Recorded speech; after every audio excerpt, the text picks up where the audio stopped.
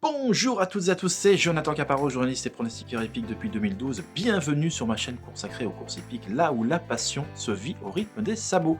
Ici, on parle essentiellement d'analyse, de pronostics, de tout ce qui tourne autour du microcosme hippique. Alors avant d'aborder le sujet principal de cette vidéo, n'hésite surtout pas à t'abonner à cette chaîne, à partager la vidéo, et à liker, et n'hésite surtout pas également à interagir avec moi, ça me fera un bien fou, et même au niveau du référencement, ça m'est d'une aide profitable. Jingle.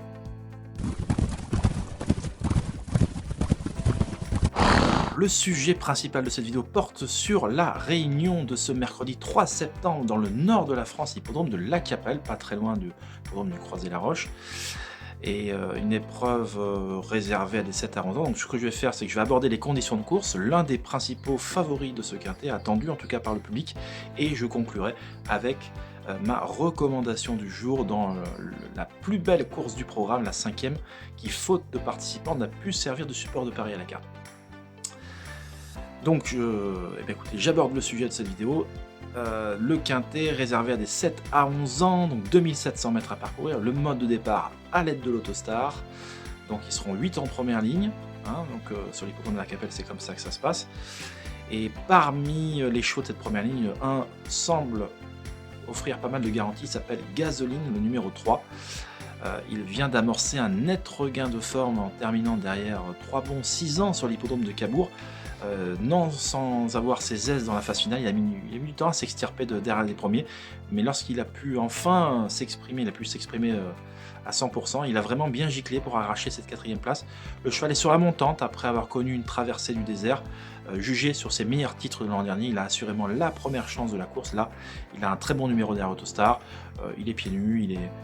voilà, donc tout se présente vraiment bien pour lui et il devrait participer activement à l'arrivée. Je rappelle que ce n'est pas une recommandation en tant que telle, que toutes mes exclusivités, je les réserve à ma communauté sur mon site. Encore de très beaux résultats, un quartet donné en 5 chevaux seulement ce lundi à Chantilly, avec toujours des informations qu'on ne trouve nulle part ailleurs. Donc ici, on se concentre vraiment sur l'essentiel, mais on rentre dans le fond des choses sur mon site internet, je vous le rappelle.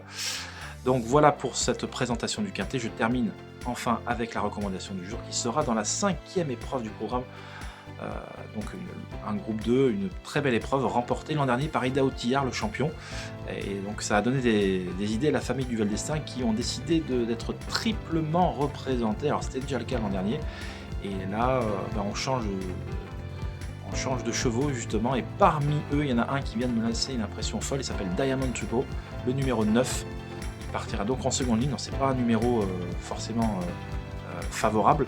Maintenant le cheval a une grosse vitesse de base, il vient de s'imposer à Vincennes sur un parcours de longue haleine, c'est un cheval qui a tendance à beaucoup tirer en début de course, donc le raccourcissement de la distance va beaucoup l'aider. Pour ses premiers pas en France à Divonne, il a surclassé l'opposition en tout simplement en pulvérisant le record de la piste de Divonne-les-Bains, ce qui est quand même pas un mince exploit puisqu'il a trotté sous la barre des 10 sur 2000 mètres. C'est quand même, alors c'est vrai que on vit une époque où les chronos sont régulièrement battus, mais quand même, c'était pas un mince exploit réalisé ce jour-là par le nouveau protégé de la famille du Val d'Estaing. Et là, même s'il affronte l'élite, en tout cas quelques-uns des meilleurs trotteurs d'âge, nul doute qu'il a clairement les moyens de monter au moins sur le podium. Donc voilà, cette vidéo touche à sa fin. N'hésite pas à interagir avec moi en dessous de cette vidéo en me posant tes commentaires, en me disant ce que tu vois. Voilà, ça me fera plaisir d'échanger tout simplement avec toi.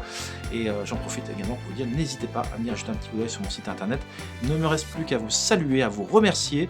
Et nous, on se retrouve à très vite et dès le lendemain pour une nouvelle vidéo consacrée au jeudi 4 septembre. Merci de m'avoir écouté et on se dit à très vite. Bye bye.